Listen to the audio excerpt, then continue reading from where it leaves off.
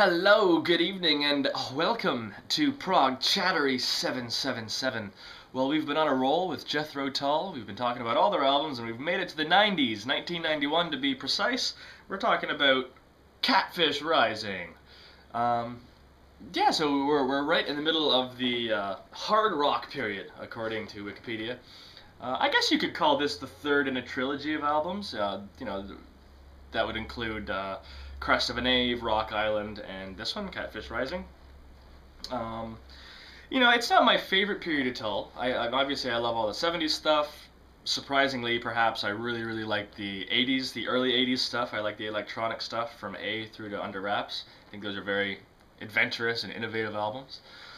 The only era that I kind of get bored with a little bit is probably that late 80s, early 90s stuff. And I'm not slagging it off. If anytime I see a catalog of a band's discography and there's like a group of albums that I think I don't know, I never dismiss them because I know that in order for Tull and Ian Anderson to get to where they got later, they had to make these albums. The stuff that they did later was informed by the music they did here. It is in that sense all essential. It's all an essential part of the story. Regarding this album specifically, I think this is as good as Crest of a Knave. I think. Am I gonna say that? Crest of a Knave is really good. This is definitely an improvement over Rock Island. I like this more than I like Rock Island. A lot of people call this this is when Jethro Tull returned to the blues. This was again. No, I can't say that. I don't think this is a return to the blues, although there are a few blues songs. This is the closest they ever got to the blues since this was. But it's not, they're not fully embracing the blues. I think it would be wrong to just generalize it and say that, they did the blues again. I think this album, a better term would be American folk music, which could include blues, which could include, all kinds of different things. But it is a very American album. Musically, I think it's influenced by a lot of American music. And that's a good thing, It's also the return of a lot of acoustic stuff. I think, even though, Crest of a Knave is the return to the classic Tull sound, and it has an organic sound to it, there's still a lot of electric guitars on it. There's still a lot of, rocky stuff. Same with Rock Island. There's a lot of, there's a bit of acoustic stuff, but not so much. There's a lot more acoustic on this, and I think that's why I like this album so much. So much. Like I said, it's not one of my favorites, but I like it. Like I said, I like it more than Rock Island, and I think it's on par with Crest of a Knave. And there's the other thing that's worth talking about is his voice. And I mentioned at the end of the Under Wraps tour, he did a bit of damage, and his voice was never quite the same. And on Crest of a Knave and Rock Island, you can see him writing songs that are more suited to his vocal capabilities. On this one, it seems like he's really pushing his voice again, and he's going for that wacky character. And truth be told, it can be a little bit awkward at times. His voice does sound a little, he couldn't do what he could afterwards. But after this album, he had a much better gauge as to what his voice could do, and I think he retained a lot more control after this album. But that's a minor criticism. The important thing is the songs, and I think there's some really good songs on here. So let's talk about the songs after I talk about the lineup. I always do this. What is with this? This is the first time we have a steady drummer for all of the tracks. Dome Perry, who we first saw in Crest of a Knave, and who played on most of the songs on Rock Island, plays on all the songs on this, and that's a good thing. I really like Dome Perry's drumming. I don't think he's quite as good as Barry Barlow, but I like the busyness of Barlow's playing. Barlow would play lots and lots of notes, and Dome Perry can hold it back. He can hold a really solid, simple beat, but there's moments when he can really show off his chops, and there's some great moments on this album and great moments on the other albums that he played on. So Dome Perry is a great drummer, big fan.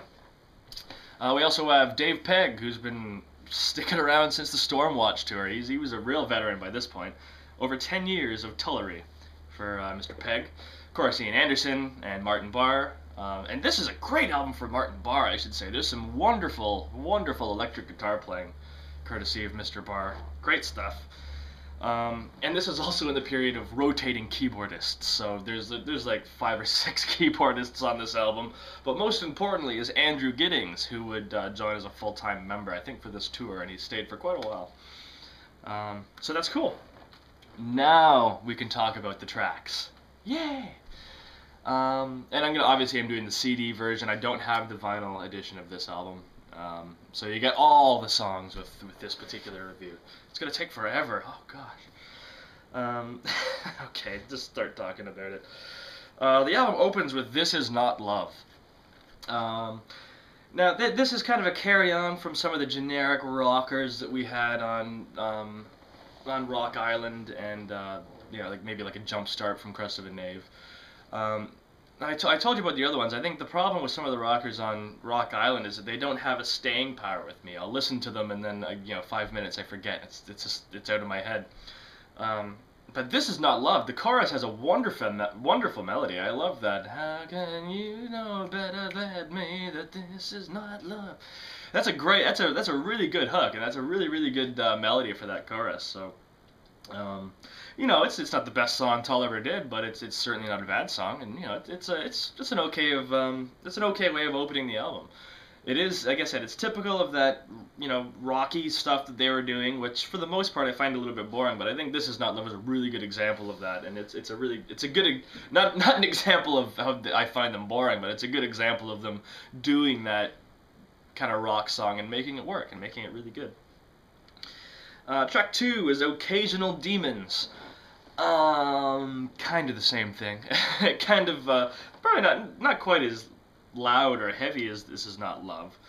But it is that kind of, it is typical of the period, of this kind of rocker stuff. I'm not a huge fan of it. There have been much better songs. Track 3. Now this is an example of the stuff that I really like on the album. Roll Your Own. I really like this one. This is an example of some of that American folk that I was telling you about. You could probably call it blues. Roll Your Own you could probably call blues, I would think. But it's all acoustical, and finally we get a whole song where there's virtually no keyboards, virtually no synthy stuff. There isn't even any electric stuff. As Ian Anderson put it, he was into instruments that grow on trees. And I really like Roll Your Own. It's cool, and the acousticness of it makes it feel, legit. There's a legitimacy to the blues that they were doing. So yeah, good song. I like that one. Track 4, Rocks on the Road. I think this is the best song on the album. I think a lot of people would agree with me. I think this is the famous song on the album. There's nothing bluesy about it. I mean, I kind of get an American folk vibe out of it. And some really great acoustic guitar playing from Anderson. Although it is a full band piece, it's led by the acoustic guitar and Anderson's voice, but the band does, carry the whole song through. And it's dark. It's a road song. It's about I think I read somewhere it's about a traveling salesman and the experiences that he sees in different towns and different dark parts of town, and there's some social commentary, bunch of young boys out looking for a fight. It has that trait with Anderson's songwriting where he has a knack of taking a moment in time and being able to write a real nice little wrap up a few nice verses about it. So Rocks on the Road, yeah, really good. And I think this song serves as a template for some of the other songs that came along afterwards that are also really good. I'm thinking Beside Myself from Roots to Branches. More on that later. Moving on, track 5, Sparrow on the Schoolyard Wall. Again, we're kind of back to that rocker, that kind of up-tempo rocker, similar to This Is Not Love or Occasional Demons. Again, I think the melody is probably a little bit stronger on this one than it is on the stuff on Rock Island, but that's just me. That's my taste. It's not one of the best on the album, though. Not one of my favorites. Sparrow on the Schoolyard Wall. Yeah. This leads us to track 6, which this might be one of my personal favorites on the album, actually. Thinking Round Corners. It's a Again, we get that American influence. It could be like a square dance, and the lyrics are totally surreal. It's almost like a Mother Goose kind of lyric where nothing really makes that much sense. It's all just kind of surreal imagery and wackiness. This is also a song where I think Anderson was probably stretching his voice a little bit beyond where it could have, and it sounds a little bit yeah. But that doesn't bother me. I think the actual song itself is just so infused with joy and goodness, and again, even though it is more in the vein of American music, it is still quintessential Tull. It has that Tull sound. Some really great slide playing in there too. I'm not sure if that's Anderson or Martin Barre, but great slide on Thinking Around Corners. Highlight of the album for me. Really like it. The next song is what was it? Track 7 is Still Loving You Tonight.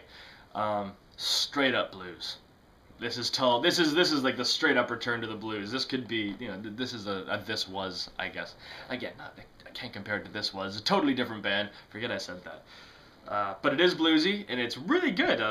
Great display of Martin Barre. I love the turnaround. Really dramatic. Very melodic. And it's a pretty convincing rendition of the blues. I think they do a great job on this one. And like I said, Martin Barre steals the show on that one, I think. Good song. Track 8, I believe, Doctor to My Disease. Again, another one of the rockers, up-tempo rockers. Those are the songs I think I like the least on the album. They feel like the safest songs. They're the ones that are they're written with a formula in mind to say, yes, this will appeal to the ears of 1991. And as such, it's not one of my favorites on the album, but it's still okay. Probably on par with some of the Rock Island stuff. Moving on, next song, Like a Tall, Thin Girl. Another one of those great acoustic pieces, like Roll Your Own or Thinking Around Corners. I really like this one as well. Again, we hear the Americana, but it's not necessarily blues, I don't think. It's really good that, and maybe it's with the acoustic songs that Anderson kind of pushes his voice a little too far, where he does that stretch for it. I don't know. It's still good though. The instrumentation is rich enough for me that the vocals don't bother me. I quite like that song. Very good. And the next song on the album is the big extended one. They always did at least one. There was always something you could consider an epic. This one is called White Innocence, and it's definitely a highlight of the album for me. It's slow, it's brooding.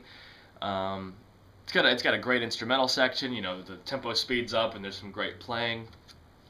It may not be my favorite on the album. I think I like the acoustic stuff a little more. Although there is a lot of acoustic on White Innocence. It is a well arranged, accomplished piece, and it sits well with the rest of the material on the album. They're not my favorite, but it's better than the rest of the up-tempo rockers. I'll say that much. It's somewhere between the acoustic tracks and the rocky tracks. So White Innocence is good. After that, we got Sleeping with the Dog. More blues. This is the other kind of real bluesy song. And it's pretty cool. It's okay. I think I like Still Loving You Tonight a little bit better, though. That's my opinion, and I'm sticking to it. After that little bit of blues, we get Gold Tip Boots, Black Jacket and Tie. This is the last of the acoustic-y kind of numbers. They're probably a little bit more up-tempo than the other ones, more so than Roll Your Own, Thinking Around Corners, or Tall Thin Girl. But it's really, really good. I this is kind of it might be a halfway point between a song like This Is Not Love and a song like Thinking Around Corners. It's we have that acoustic instrumentation, but there is an up tempo bit of movement to it, which is very, very good. That wrapped up the original vinyl release, but the CD finishes up with When Jesus Came to Play. I think this is of the blues songs. This is another pretty well straight blues song. Of the blues songs on the album, I think this is my favorite. I really like it. I love the lyrics too. You know, sitting around in the old watering hole, and a guy named Jesus sets up his gear and plays. And I think the lyrics talk about how, you know, the expectation in the bar is so high, and he kind of gets up there and he does his thing, and, you know, just like anyone else. And then they all wonder, was that Jesus? Something like that. You know me. I don't like talking about the lyrics too much. I don't want to be some interpreter. But the lyrics are fairly straightforward on that one. And yeah, that wraps the album up on a nice bluesy note. So yeah, I mean, on the whole, I think this is a more forward-looking album than Rock Island. It certainly has the sense of humor, and there's a lightness and a fun to it that isn't present on Rock Island. So yeah, you know, I think this is a pretty solid effort. Like I said, depending on my mood, sometimes I like it more than Crest of a Knave.